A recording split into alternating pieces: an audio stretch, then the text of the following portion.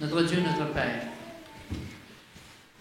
merci Seigneur du privilège que tu nous accordes de vivre dans un pays où nous pouvons encore en toute liberté venir t'adorer. On veut te remercier parce que tout au long de la semaine, tu nous as nourris, logés, tu nous as protégés et nous voici devant toi ce matin, Seigneur. On vient parce que on est faible et toi tu es fort. Alors, toi seul, Seigneur, tu peux réconforter tous ceux qui pleurent, tous ceux qui passent par des moments difficiles, tous ceux qui vivent des situations, Seigneur, où ils ont l'impression que bien souvent Dieu est loin dans leur vie. Nous prions que ces paroles de ce matin puissent les réconforter, les encourager, afin qu'ils puissent savoir que Dieu n'abandonne jamais ses enfants. Et qu'au milieu des pires épreuves, Seigneur, tu nous as promis d'être avec nous. Alors, ce matin, nous voulons entendre ta voix. Nous te prions de pardonner nos fautes, nos péchés, nos iniquités. On sait qu'on n'a rien à te donner, on n'a rien à t'offrir, mais on vient à toi, Seigneur, parce que tu es le seul qui non seulement mérite notre adoration, mais tu es le seul qui peut pardonner nos péchés et nos fautes. Alors, Seigneur, que tu puisses te pencher sur chacun d'entre nous et qu'on puisse recevoir la bénédiction spéciale que tu as en réserve pour ceux qui sont réunis ici ce matin. Seigneur, permets que chacun d'entre nous, on puisse recevoir cette bénédiction et qu'on puisse la partager avec les autres. Tu veux qu'on puisse répandre l'Évangile aussi avec puissance. Alors, Seigneur, nous avons tellement besoin de la puissance de ton Saint-Esprit afin qu'on puisse remplir cette mission que tu nous as confiée. Pas parce qu'on est capable, mais parce que tu nous as promis, Seigneur, qu'on peut le faire par ta grâce et par ta puissance. Alors, on prie pour notre sœur Veilleux aussi qui est à l'hôpital et qui souffre, Seigneur. Qu'on ne puisse pas l'oublier, qu'on puisse la visiter aussi.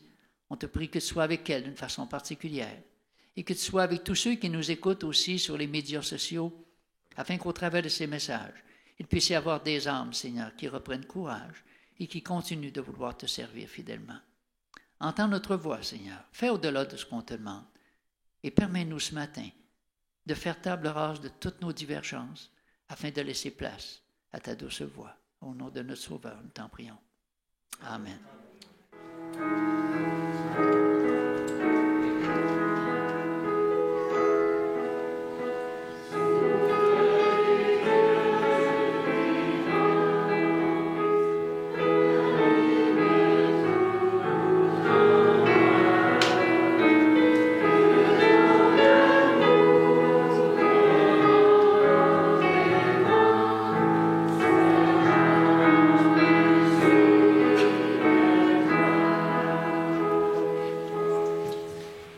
La lecture biblique d'aujourd'hui se trouve dans le deuxième livre de Corinthiens, au chapitre 4, versets 8 et 11. Nous sommes pressés de toute manière, mais non réduits à l'extrémité, dans la détresse, mais non dans le désespoir, persécutés, mais non abandonnés, abattus, mais non perdus, portant toujours avec nous dans notre corps la mort de Jésus, afin que la vie de Jésus soit aussi manifestée dans notre corps. Car nous qui vivons, nous sommes sans cesse livrés à la mort à cause de Jésus, afin que la vie de Jésus soit aussi manifestée dans notre chair mortelle. Que Dieu bénisse sa parole. Et nous allons nous asseoir pour le chant de préparation dans Hymne des louanges, numéro 177.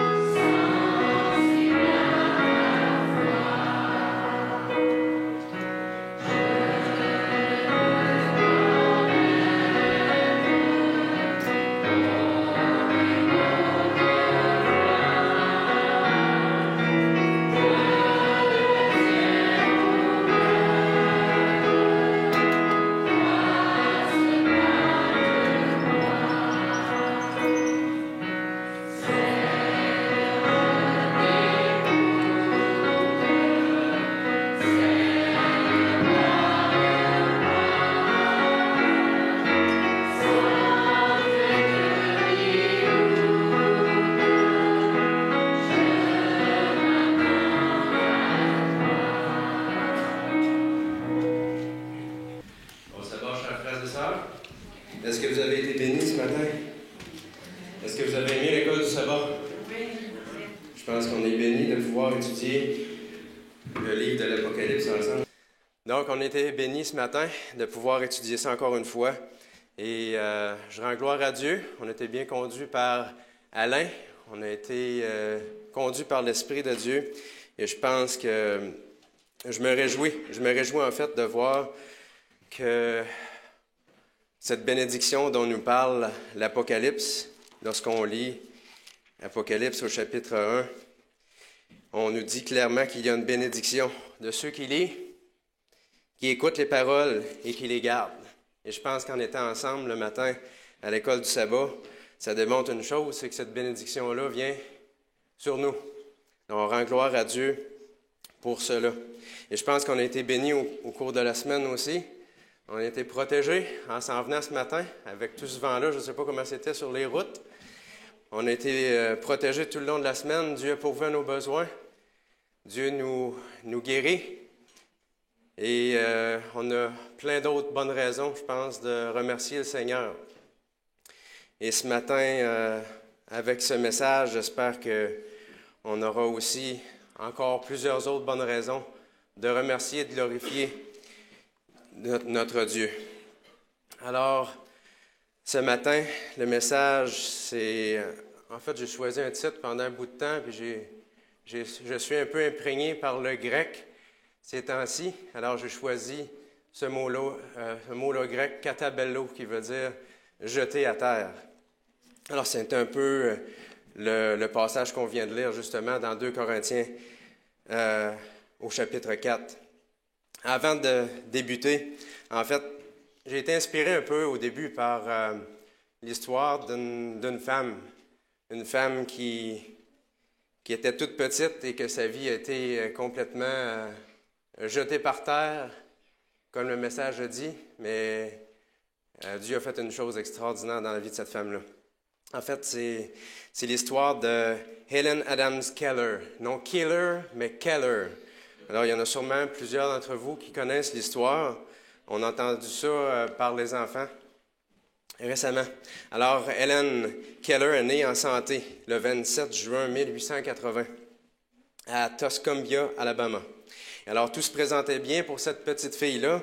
Elle était en santé. Elle avait un père extraordinaire. Son père était un capitaine dans l'armée.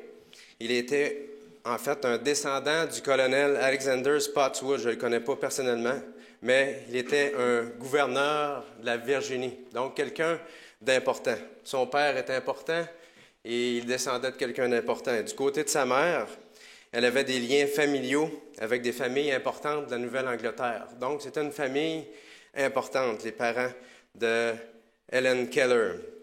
Alors, la première année de la vie d'Helen, tout se passait bien. Ça a été très bien jusqu'à l'âge de 19 mois. À l'âge de 19 mois, elle fut atteinte d'une maladie. Cette maladie-là l'a laissée aveugle et sourde. Elle fut atteinte d'une maladie qui l'a frappée. Ses parents, eux aussi, ont été frappés par ce terrible événement. Ils ont passé de nombreuses années, justement, dépourvus d'énergie et de ressources. On peut imaginer à cette époque-là, qu'est-ce qu'il y avait comme solution pour cette chère petite fille. Et cette petite fille ne demandait rien d'autre que de pouvoir voir de nouveau ses parents, de pouvoir entendre ses parents, mais ce n'était plus possible. Alors, les déceptions, les désappointements, les crises peuvent arriver à n'importe qui, n'importe quand, parfois d'une façon soudaine, comme cette maladie qui a frappé Helen, et parfois d'une façon aussi progressive, par vagues. On connaît des gens parfois qui reçoivent des vagues et des vagues de malheur qui sont abattus. C'est les choses qui arrivent. Une façon d'être déçu dans la vie, c'est simplement que nos attentes, et parfois elles sont grandes, que nos attentes ne soient pas vraiment comblées. Et on peut avoir des attentes aussi envers des choses. Est-ce que vous avez commandé des choses sur Amazon et vous êtes déçu lorsque ça arrive? Non. C'est arrivé à mon fils récemment. Il a commandé une caméra, mais c'était loin d'être ce qu'il avait commandé. Du moins, on peut dire la qualité. Heureusement, on peut retourner le produit, c'est génial. Et on peut avoir des attentes aussi envers des personnes et être déçu. des attentes envers des événements et être déçu. Toutes sortes d'attentes. Et on se rend bien compte en tant que chrétien qu'on n'est pas à l'abri des déceptions. Parce que lorsqu'on est plongé dans les eaux du baptême, on se rend compte que les problèmes n'ont pas terminé. On peut dire peut-être qu'ils ne font que commencer. Pas les problèmes, mais on peut dire les déceptions, les difficultés ou les épreuves. On peut les appeler comme ça aussi. Alors, on n'est pas immunisé, ce n'est pas un vaccin contre les déceptions et le baptême. Et les parents peuvent aussi être désappointés. De quelle façon? Lorsque des parents peuvent mettre tous leurs efforts, toute leurs énergies pour montrer à leurs enfants la voie du salut, le chemin étroit, et que l'enfant va se tourner pour choisir le chemin large, d'où on connaît la destination. Désappointé pour ce chemin qui, en apparence, offre la liberté et le plaisir, alors que la parole de Dieu nous dit clairement que ce chemin-là mène à la tristesse et la mort. Un membre d'Église peut désirer un poste de service et se dire « Seigneur, tu m'as béni d'une façon extraordinaire, je peux remplir ce poste-là. » Et le poste peut être accordé à quelqu'un d'autre. Déception. Un membre, par ses paroles ou par ses actes, peut dire des choses et nous blesser, nous décevoir. Même chose. Un dirigeant d'Église peut donner des conseils pour aider quelqu'un à revenir sur le droit chemin. Et ces conseils peuvent revenir vers lui. Et ils peuvent passer par des moments difficiles. Déception. La maison que vous vouliez, la maison de rêve, elle est déjà vendue. L'emploi extraordinaire sur lequel vous avez postulé est donné à quelqu'un d'autre. Vos relations avec vos proches peuvent mal tourner. En fait, la question n'est pas de se demander si ces choses-là vont arriver, ni quand elles vont arriver, mais plutôt de quelle façon, en tant que chrétiens, allons-nous faire face à toutes ces déceptions-là. Est-ce que nous avons quelque chose que les gens du monde n'ont pas? Qu'est-ce que ça va faire la différence que Dieu est dans notre vie face à toutes ces déceptions? C'est un peu ce que je veux voir avec vous ce matin dans la parole de Dieu. Et pour débuter, nous allons lire en fait le livre des Actes au chapitre 16 et le verset 6 et 7 en fait. Acte 16, 6 et 7. On va voir l'apôtre Paul ce matin parce que je pense que l'apôtre Paul est un bon exemple de quelqu'un qui a eu des déceptions, des difficultés, des épreuves. Nommer les qualificatifs, il a tout rencontré ces choses-là. Donc, Apocalypse, mais Acte 16, les versets 6 et 7. On lit ceci. Empêchés par le Saint-Esprit d'annoncer la parole en Asie, ils traversèrent la Phrygie et la Galatie. Arrivés près de la Mysie, ils se préparaient à entrer en Bithynie. Mais l'Esprit de Jésus ne leur permit pas. Alors Paul s'en allait à Éphèse, cette grande ville d'Asie mineure. On nous dit que la population à cette époque-là était d'environ 200 000 personnes. Et on connaît Paul, c'est un train. Il va de l'avant, il n'y a rien qui peut l'arrêter. Il veut propager l'Évangile partout. Il veut sauver le maximum de perdus. Et il se fait dire à 2 reprises par Dieu, quoi? Non.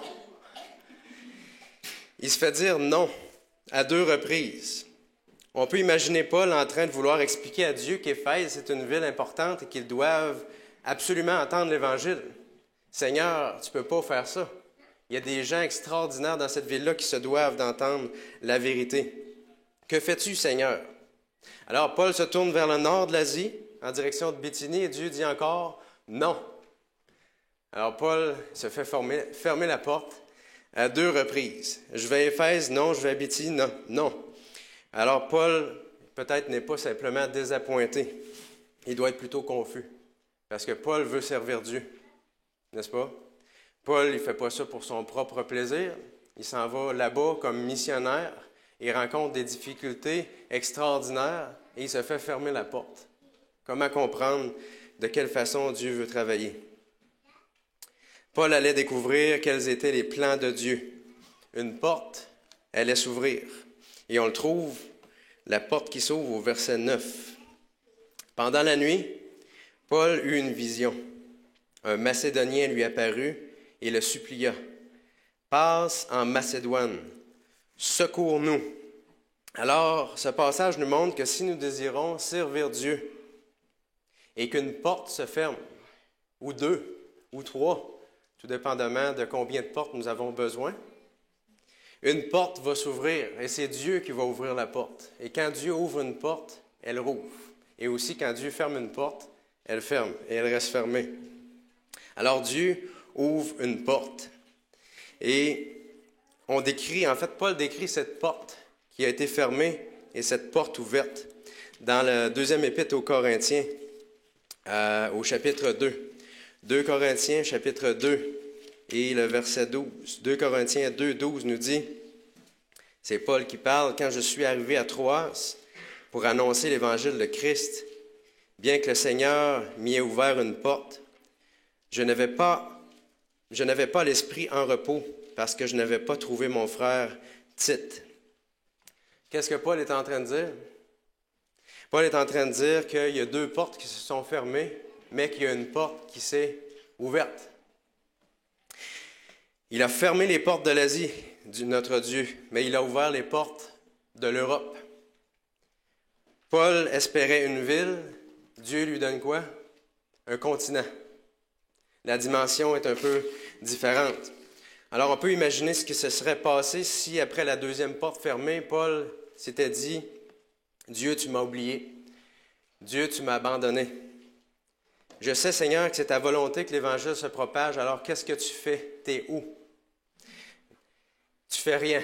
Mais Paul ne s'est pas questionné comme ça. Il aurait sans aucun doute manqué cette porte ouverte qui était l'Europe s'il avait pensé de cette manière-là. Et que dire de Daniel? Que dire de Joseph? S'ils avaient regardé ces portes fermées dans leur vie, qui les a amenés à se faire vendre comme esclaves, à se ramasser enchaînés dans un pays étranger, seuls, sans leur famille. Ce n'étaient pas des belles, grosses portes fermées dans leur vie, mais ils n'ont pas regardé à ce qui leur arrivait, mais à ce que Dieu allait faire. Alors, c'est un premier principe. En fait, il y a 4 principes ce matin que je veux vous présenter par rapport aux difficultés, aux déceptions. Et le premier principe, c'est celui-ci. Si une porte se ferme alors qu'on sert Dieu, Dieu va en ouvrir une autre. Si une porte se ferme, Dieu va en ouvrir une autre. Et si une porte se ferme, Dieu ne veut pas qu'on focus sur la porte fermée, mais qu'on cherche à voir qu'est-ce que Dieu va faire. Quel genre d'opportunité Dieu va créer? Premier principe. Alors, lorsqu'on est désappointé, découragé, lorsque toutes les portes semblent fermées de tous les côtés, lorsque nos rêves, nos plans s'effondrent, lorsque votre foi faiblit, lorsque l'avenir s'assombrit, Dieu nous dit, cherchez la porte. Deuxième principe, l'habilité à réajuster nos attentes et à réévaluer nos priorités. Réajuster nos attentes, réévaluer nos priorités. Lorsque Dieu ouvrira une porte pour nous, cela ne veut pas dire que nos problèmes seront tous résolus et et enterrés, on peut dire. 10 ans après que Paul a prêché à Philippe, il a terminé en prison. Il est emprisonné à Rome et il écrit aux frères et sœurs à Philippe. Et Paul a appris à réajuster ses attentes. Paul a appris à réévaluer ses priorités. Paul a appris l'optimisme. Paul a appris le positivisme. On peut voir dans l'épître aux Philippiens. On va lire Philippiens 4. Philippiens chapitre 4 et le verset 4. Philippiens 4, verset 4. Et c'est intéressant que Paul a écrit cette épître-là et il est en prison.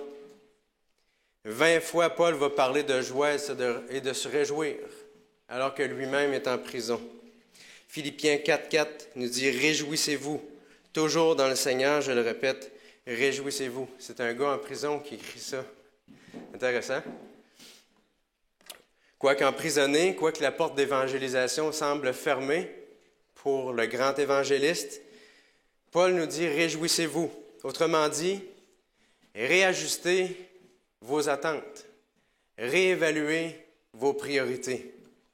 Et on lit toujours dans Philippiens, au chapitre 1, quelques pages auparavant, et au verset 12. Paul nous dit, « Je désire que vous le sachiez, frères et sœurs. Ce qui m'est arrivé a plutôt contribué au progrès de l'Évangile. » C'est encore un gars en prison qui écrit ça. Ce qui est en train de m'arriver, frères et sœurs, ça contribue au progrès de l'Évangile. Alors que ses frères et sœurs doivent prier, s'inquiéter pour Paul qui était emprisonné et tout ça, il est en train de dire, « Ne vous plaignez pas à Dieu à cause de ma situation. » Paul dit, « Vous n'avez pas à me prendre en pitié pour tout ce qui m'arrive. Tout concourt au bien de ceux qui aiment Dieu. Tout fait progresser l'Évangile, dit Paul. » Est-ce que Paul avait la foi? Emprisonné. Incroyable. Philippiens 1, toujours, les versets 13 et 14. 13 et 14, ça nous dit, « En effet, dans tout le prétoire et partout ailleurs, personne n'ignore que c'est pour Christ que je suis en prison. Et la plupart des frères et sœurs, encouragés dans le Seigneur par mes chaînes, ont plus d'assurance pour annoncer sans crainte la parole. » C'est pas du positivisme, ça?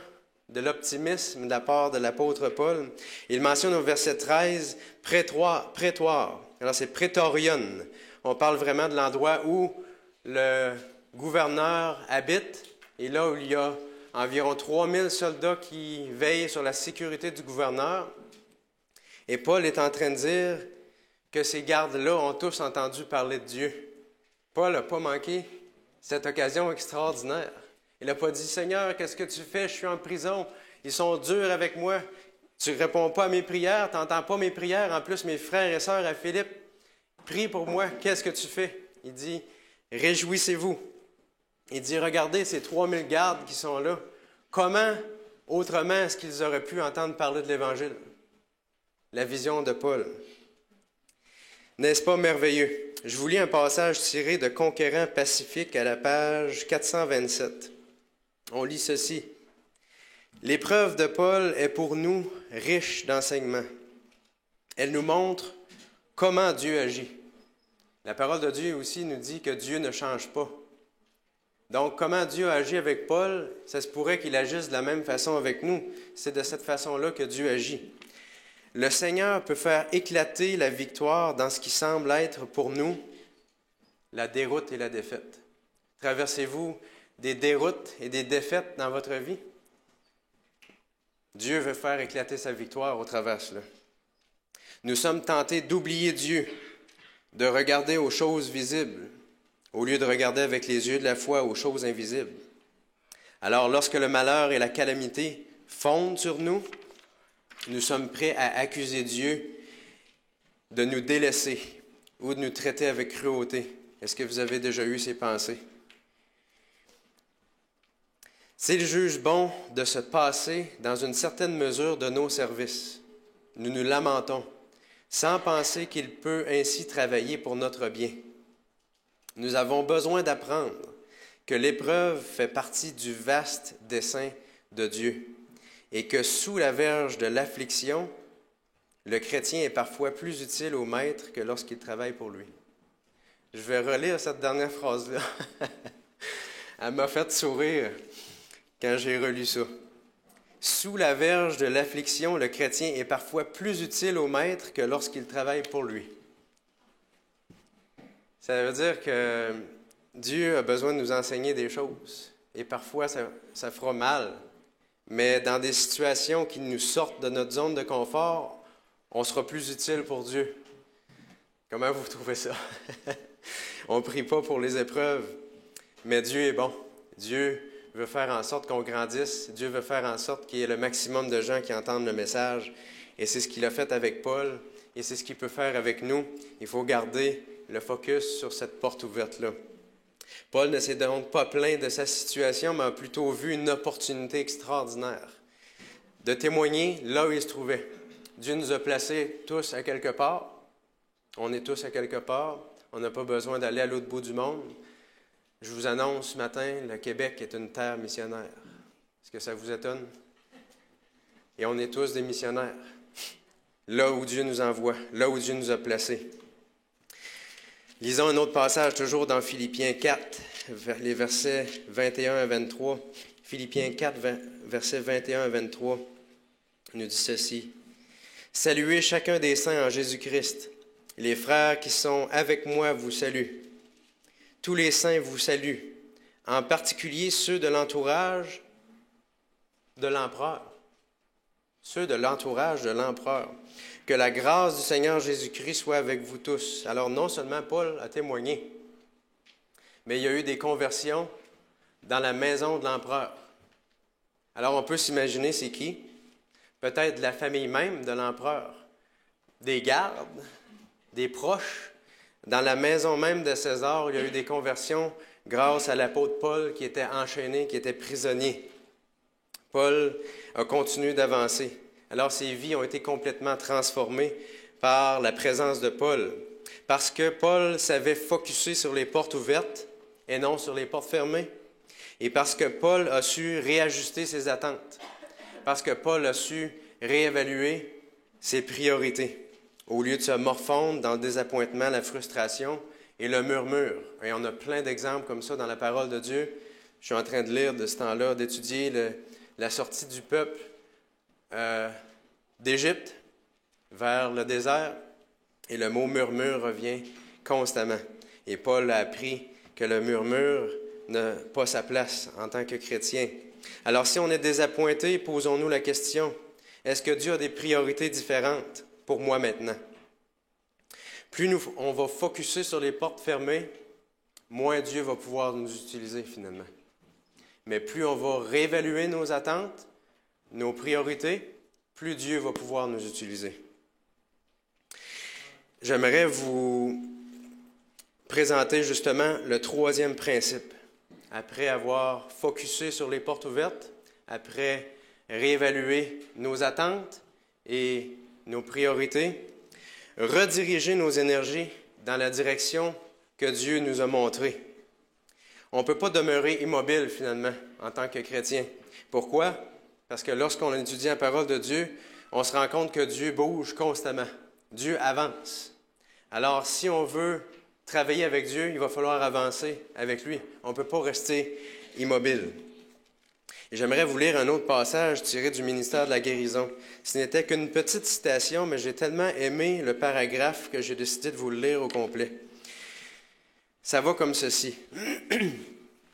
Nos plans ne concordent pas toujours avec ceux du Seigneur. Dieu peut juger qu'il vaut mieux pour nous et pour sa cause nous empêcher d'accomplir nos plus chers désirs. Avez-vous des chers désirs? Ça se peut que Dieu vous empêche de les accomplir. Et ça peut être des désirs pour la mission, comme on l'a vu avec l'apôtre Paul qui voulait aller à Éphèse et qui s'est fait fermer la porte 2 fois. Quels sont vos désirs? Même si c'est pour la parole de Dieu, pour le progrès de l'Évangile, ça se peut que vous ayez une porte fermée. Ça nous dit, comme il le fit pour David. Qu'est-ce que David voulait faire? Souvenez-vous? Qu'est-ce que David voulait faire? Il voulait construire le temple. Est-ce que ce n'est pas un beau projet, ça? Construire un temple pour l'Éternel? Et Dieu a dit à David quoi? Non, ça va être ton fils. Mais soyons assurés qu'il bénit et emploie à son service ceux qui se consacrent sincèrement, avec tout leur bien. Je trouve ça intéressant. Se consacrer au service de Dieu avec tous nos biens, tout ce que nous sommes et tout ce que nous possédons, à sa gloire. Il juge qu'il est préférable de ne pas satisfaire leurs vœux. Il leur donne en échange des preuves de son amour en leur confiant une autre mission. Une porte se ferme, une autre s'ouvre. Dans son amour et son intérêt à notre égard, celui qui nous connaît mieux que nous-mêmes ne nous permet pas de chercher à satisfaire égoïstement notre ambition.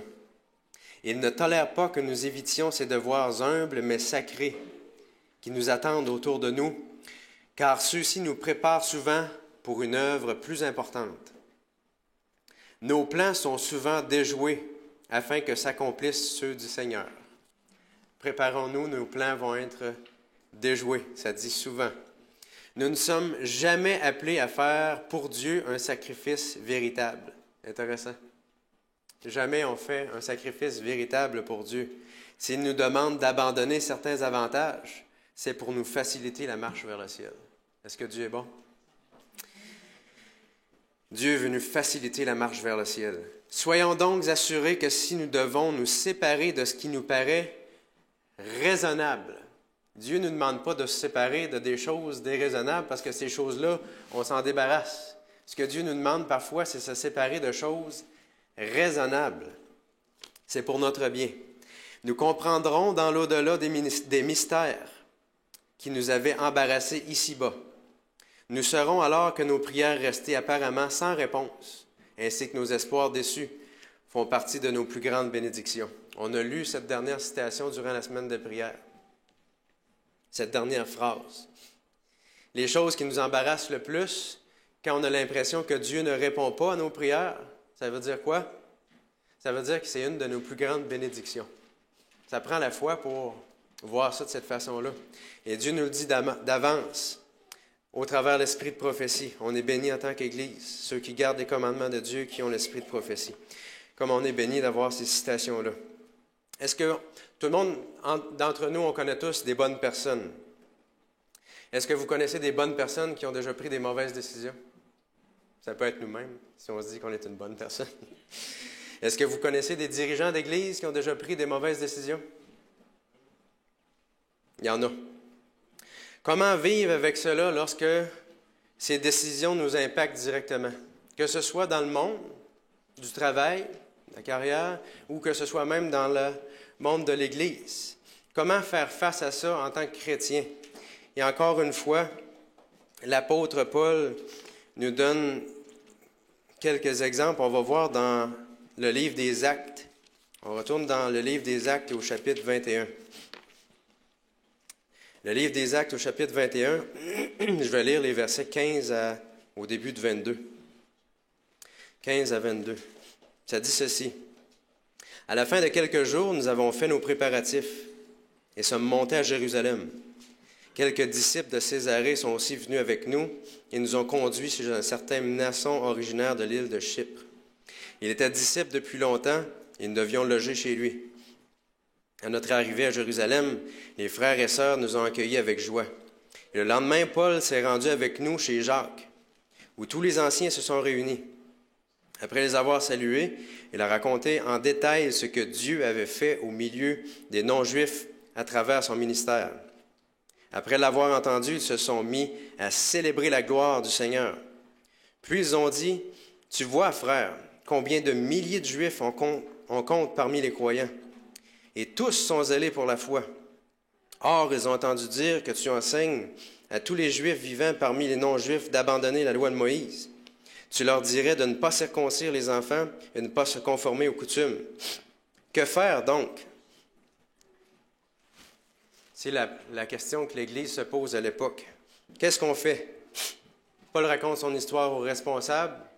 Il se passe quelque chose de grave dans l'Église. Il y a des accusations qui circulent. L'Église demande à Paul d'aller au temple et de faire ce qu'il ne fallait pas faire. Encourager ces Juifs judaïsants ou ces Juifs qui rejettent Jésus à faire ces choses-là, de encore pratiquer la circoncision, autrement dit, devenir juif avant d'obtenir le salut. Et c'est ce que l'Église propose. Et c'est ce que Paul va accepter comme proposition de l'Église. Alors l'Église a fait une erreur. Paul a fait une erreur. Au lieu de discuter avec Jacques et les anciens, il est allé dans cette direction en sachant très bien, en lisant les chapitres précédents, que ce n'était pas la direction dans laquelle Dieu allait. Et qu'est-ce qui arrive? Paul se fait emprisonner, alors qu'il se fait prendre par des Juifs. Jeté en prison, son ministère est mis sur pause. Qu'est-ce qu'il fait Paul? Après que l'Église a pris une mauvaise décision. Pas un seul mot de critique. Pas un seul mot de critique, ni envers les dirigeants, ni envers l'Église. Est-ce que c'est une leçon pour nous aujourd'hui? Il faut faire attention à ce qu'on va dire de l'Église. Pas un seul mot de critique sort de la bouche de Paul. malgré la mauvaise décision. Mais malgré l'erreur de l'Église et malgré son erreur, qu'est-ce que fait Dieu? Comme on l'a dit tantôt, Dieu avance. Dieu n'arrête pas à cause de l'erreur de Paul. Dieu n'arrête pas à cause de l'erreur de l'Église. Dieu avance. Paul était pleinement conscient de la grandeur de Dieu et de son plan qui est plus grand que nos erreurs et que les erreurs de l'Église. Alors Paul gardait constamment à l'esprit la mission de Dieu qui était devenue la sienne. Il s'était approprié la mission de Dieu. Alors vous jetez Paul en prison, il va témoigner aux gardes, vous fermez la porte de l'Asie à Paul, qu'est-ce qu'il va faire? Il s'en va en Europe. Paul n'arrête pas, il témoigne dans la maison de César. Et Paul fait des erreurs, l'Église fait des erreurs, mais Paul fait quoi? Il continue d'avancer. Il n'arrête pas à se dire, regardez ce que l'Église a fait, regardez mes erreurs que j'ai faites. Paul avance. Et Paul fait aussi quelque chose de particulier, il ne se laisse pas par les déceptions, il ne se laisse pas écraser par les déceptions, mais il va s'élever au-dessus du désappointement. Qu'est-ce que ça va lui permettre? D'avoir un peu la même vision que Dieu, qui ne se laisse pas écraser par le désappointement, les épreuves. Dieu avance et Paul avance. Alors il faut laisser la vision de Dieu dominer sur toutes les circonstances de nos vies, parce qu'on est unique aux yeux de Dieu, et personne ne peut nous remplacer. Alors on a vu les 3 premiers principes, de garder le focus sur la porte ouverte, l'habilité de réajuster nos attentes, de réévaluer nos priorités et de rediriger nos énergies vers la porte ouverte. Un dernier principe que j'aimerais vous présenter, on reconsidère ce qui a de la valeur à nos yeux. Reconsidérer ce qui a de la valeur à nos yeux et focuser sur les choses qui sont éternelles. Les choses qui sont éternelles. Les choses qui ont vraiment, on va dire, de l'importance. On va aller lire dans l'Évangile selon Jean. Évangile selon Jean et au chapitre 13. Jean 13, verset 7, nous dit ceci. C'est Jésus qui parle. Jésus lui répondit, il parle avec Simon-Pierre, on connaît ce verset-là. « Ce que je fais, tu ne le sais pas maintenant, mais tu le comprendras par la suite. Ce que je fais, tu ne comprends pas. » Alors souvent, sinon la plupart du temps, lorsqu'il arrive des difficultés, on ne comprend pas ce qui se passe. Et lorsque je regarde en arrière pour voir comment Dieu m'a mené jusqu'à la conversion, maintenant je peux comprendre. À cette époque-là, je n'y voyais rien et je ne comprenais rien de ce qui était en train de se produire. Et après notre conversion, je pense que c'est aussi la même chose. Comment Dieu bouge, agit dans nos vies, on ne peut pas comprendre. Mais des fois, après quelques années, on regarde en arrière et on commence à comprendre. On ne comprendra probablement pas tout, mais il y a des choses qu'on va pouvoir mieux comprendre. Et ce qu'on ne pourra pas comprendre, Dieu nous a promis une chose, c'est qu'il y a 1000 ans qui va nous aider à comprendre. Et Jésus lui-même pourra nous expliquer, si c'est nécessaire, tout ce qu'on n'a pas compris. Alors, tôt ou tard, on va comprendre. Mais pour l'instant, qu'est-ce que Dieu dit? Dieu dit, « Fais-moi confiance. » C'est la seule chose qu'on a à faire présentement. Et j'aimerais retourner dans la deuxième épître aux Corinthiens, au chapitre 4. On va lire les versets 7 à 10. C'était le passage qu'on a lu aujourd'hui, 2 Corinthiens 4, 7 à 10. Parce qu'on se rend compte que Paul a eu quand même beaucoup d'épreuves durant son ministère.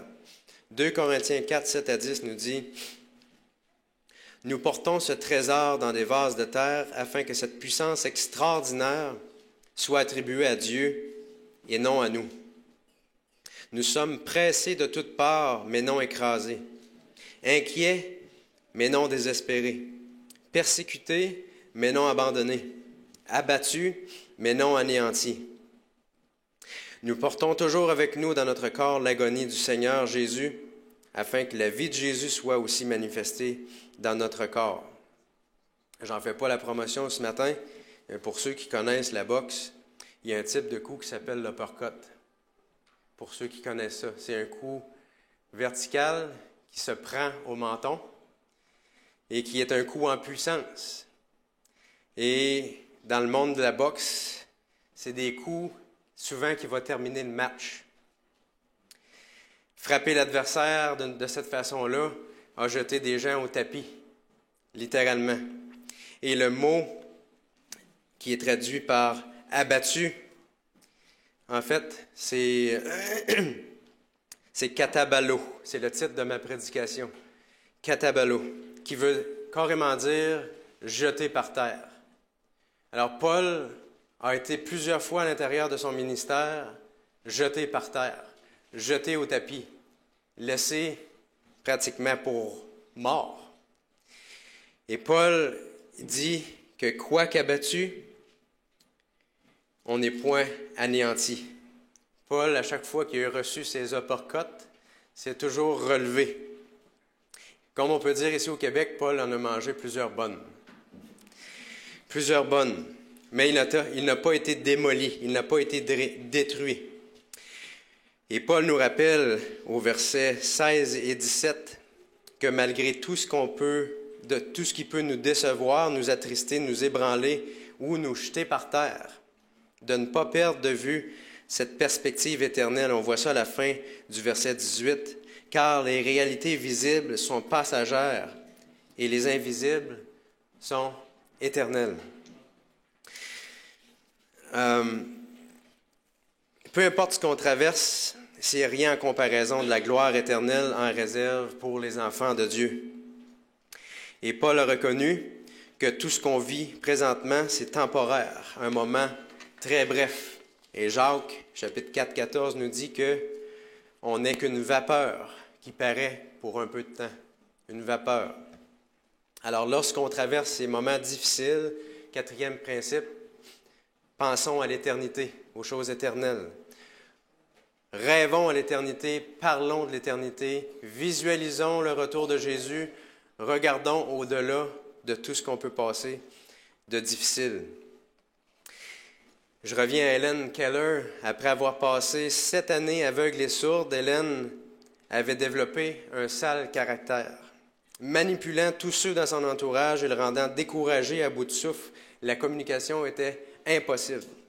Ses parents étaient désemparés. Jusqu'au jour, le 3 mars 1887, une porte s'est ouverte. Anne Mansfield Sullivan viendrait lui enseigner à communiquer en lui épelant les mots dans les paumes de ses mains. Elle lui a donné beaucoup d'amour et lui a enseigné ce que ses propres parents n'étaient pas en mesure de lui enseigner, la discipline. Cette jeune fille-là, en 1 mois, a su apprendre 30 mots, alors qu'elle était aveugle et sourde. À l'âge de 10 ans,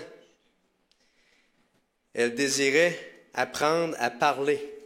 En 1903, Helen a publié son autobiographie, The Story of My Life, et ce fut le début d'une série de publications. En 1904, Helen a obtenu son baccalauréat. En 1955, à l'âge de 75 ans, elle est partie pour un voyage de 5 mois en Asie. Alors, durant sa vie, elle a aussi inspiré plusieurs personnalités, dont Albert Einstein, Charlie Chaplin, John F. Kennedy, Henry Ford, Franklin D. Roosevelt, président des États-Unis, et Mark Twain, qui est un auteur américain, a qualifié Helen comme faisant partie, avec Napoléon, des 2 personnages les plus importants du 19e siècle. Alors, on se pose la question, qu'est-ce qu'une jeune fille rude et sans bonne manière, sourde et aveugle, qu'est-ce qui s'est passé dans sa vie pour terminer de cette façon-là? Et je pense que la porte ouverte qu'Hélène a pu avoir a changé sa vie. Non seulement cette porte ouverte, mais c'est parce qu'elle a focusé sur cette porte ouverte. Elle a réajusté ses attentes, ses priorités. Elle a redirigé ses énergies vers cette porte ouverte que Dieu a placée. Et en tant que croyante, parce qu'Hélène était croyante, je crois aussi qu'elle a focusé sur l'éternité. Alors que Dieu nous permette de suivre ces 4 étapes le moment venu, afin que même si on est jeté par terre, qu'on puisse se relever et se préparer pour l'éternité. Amen.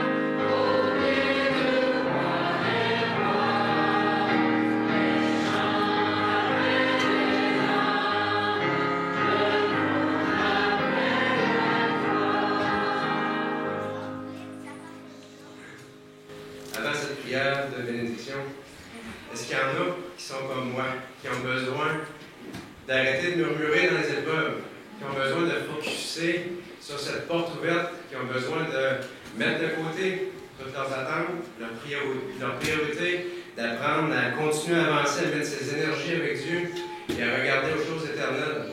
Est-ce qu'il y en a qui sont comme moi?